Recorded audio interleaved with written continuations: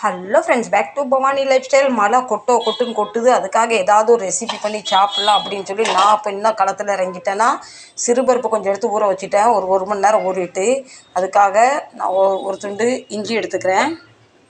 இஞ்சி நல்லா கட் பண்ணி ஜாரில் சேர்த்தாச்சு. 4 பச்சை மிளகா, ஒரு பெரிய பூண்டு ஒன்று, ஊற வச்ச பருப்பு எடுத்துக்கலாம்.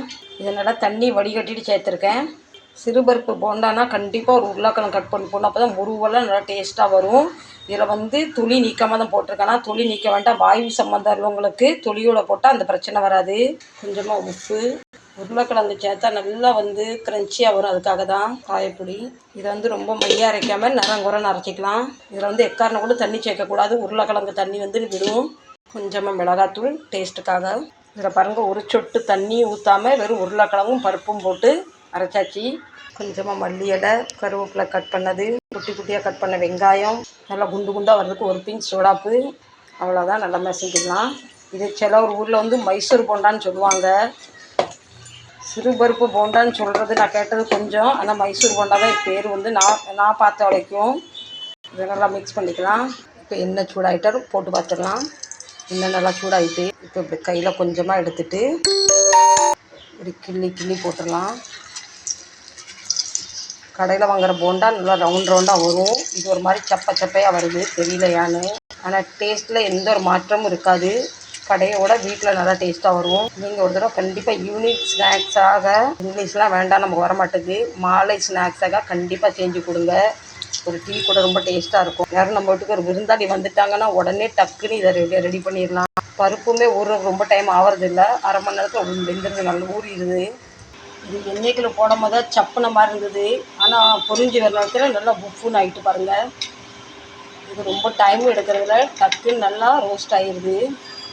எண்ணெய் நல்லா இதை போல் வடிகட்டிட்டு ஒரு டிஷ்யூவில் போட்டுருங்க. இந்த போண்டாக்கு ஹைலைட்டே முறுமுறுப்பாக இருக்கிறதுக்கு, க்ரன்ச்சியாக இருக்காக்க உருளைக்கிழங்கு தான். உடனே நம்ம இப்படி ஒரு இதில் மாற்றிடலாம். எண்ணெய் இதில் பாருங்கள், இதில் எண்ணெய் எடுத்துருக்கு. இதில் உருளைக்கிழங்கு போட்டுக்கனாலும் உங்களுக்கு கொஞ்சம் லேசாக ஒட்டி பிடிக்கிற மாதிரி இருக்கும். 2 நிமிஷம் கழித்து மாற்றிடுங்க. மற்ற வடை மேலே உப்பி வரும், இது வராது. உருளைக்கிழங்கு போட்டிருக்கனால கண்டிப்பாக கீழே பிடிக்கும். ஒரு 2 செகண்டில் மாற்றி விட்டுட்டு அவங்க பிடிக்காமல் வரும். நான் இப்போ அடுத்த பேட்சும் போடுறேன். ரொம்ப டேஸ்ட்டாக இருக்கும். இதெல்லாம் ட்ரை பண்ணி பாருங்கள். சும்மா கடைக்கு ஓடி போய் வாங்குறோம், ஹோட்டலில் போய் சாப்பிடாதீங்க. முடிஞ்ச அளவுக்கு வீட்டில் உள்ளவங்களுக்கு, வயசானவங்களுக்கு, குழந்தைங்களுக்குலாம் இப்படி செஞ்சு கொடுங்க. வீட்டில் கடையில் போய் வாங்குறவங்க எந்த எண்ணெயில் பண்ணுறாங்கன்னு தெரியாது, சோடாப்பு என்ன போடுறாங்கன்னு தெரியாது. நம்ம வீட்டில் பார்த்து நம்ம குழந்தைங்களுக்கு கொடுக்கலாம். கண்டிப்பாக ஒரு தடவை நீங்கள் ட்ரை பண்ணி பாருங்கள்.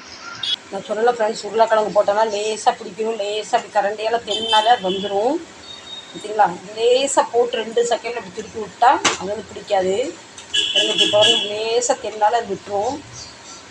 இப்போ பாருங்கள், இப்படி போட்டால் இப்படி சவுண்டு கேட்கணும். சவுண்டு கேட்கும்போது தான் அது நல்லா வெந்துட்டு நல்லா முருவெல்லாம் வந்திருக்குன்னு அர்த்தம்.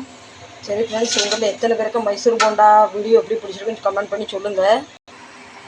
எப்படி இருக்குங்க ஃப்ரெண்ட்ஸ் இதில் நான் இப்போது மைசூர் போண்டா பண்ணியிருக்கேன். எப்படி இருக்குன்னு பார்த்து சொல்லுங்கள். இன்னும் எனக்கு நிறைய கமெண்ட் இப்போ இந்த ஒரு வாரத்தில் வந்தது. நீங்கள் சீக்கிரமாக தமிழ்நாட்டில் செட்டில் ஆகுங்கன்னு சொல்லியிருந்தீங்க. அவங்களுக்கு மனமார்ந்த தேங்க்யூ. கூடி சீக்கிரம் வருவேன். இன்னும் நிறைய பேர் பல்லுக்கு என்னாச்சு, உடம்புக்கு என்னாச்சு, ரொம்ப டல்லாக இருக்குன்னு கேட்டிருந்தீங்க. பல்லு பிரச்சனை. அதனால் நீங்கள் எல்லோரும் கேட்டதுக்கு நான் கமெண்டில் உடனே ரிப்ளை தந்தேன். இருந்தாலும் இந்த வீடியோவிலே நம்ம ஒரு பதிவு ரிப்ளை கொடுத்துடலான்னு நீங்கள் அனைவரும் எனக்கு நலம் விசாரினதுக்கு தேங்க்யூ வெரி ஸோ மச். நான் நல்லா இருக்கேன். நீங்கள் மனசு வச்சா, கடவுள் மனசு வச்சா கண்டிப்பாக கூடிய சீக்கிரம் நம்ம தமிழ்நாட்டில் செட்டில் ஆகலாம். யாருக்காக இல்லையோ உங்களுக்காக. சரியா ஃப்ரெண்ட்ஸ், இந்த வீடியோ பிடிச்சா கண்டிப்பாக சப்போர்ட் பண்ணுங்கள், லைக் பண்ணுங்கள், ஷேர் பண்ணுங்கள். மீண்டும் நல்ல பதிவில் சந்திக்கிறேன். அதுவரை உங்களிடம் விடைபெறுவது உங்கள் பவானி செல். எனக்கு ஆறுதலான நிறைய கமெண்ட் வருது. அதை படிக்கும் போது, பார்க்கும் போது ரொம்ப மனசு திருப்தியாக சந்தோஷமாக இருக்குது. எனக்கு இத்தனை மக்கள் இருக்கீங்களே, என்னை பற்றி நலம் விசாரிக்கிறீங்க, நீ சொந்த பந்தமே நல்லா இருக்கியா, ஏன் இருக்கேன்னு நினைக்கிற இடத்துல நீங்கள் எனக்குள்ள ஆதரவு தந்ததுக்கு தேங்க்யூ வெரி ஸோ மச். மீண்டும் நல்ல பதிவு சந்திக்கலாம். அதுவரை உங்களிடம் விடைபெறுவது உங்கள் Bhavani life style. Bye bye, love you.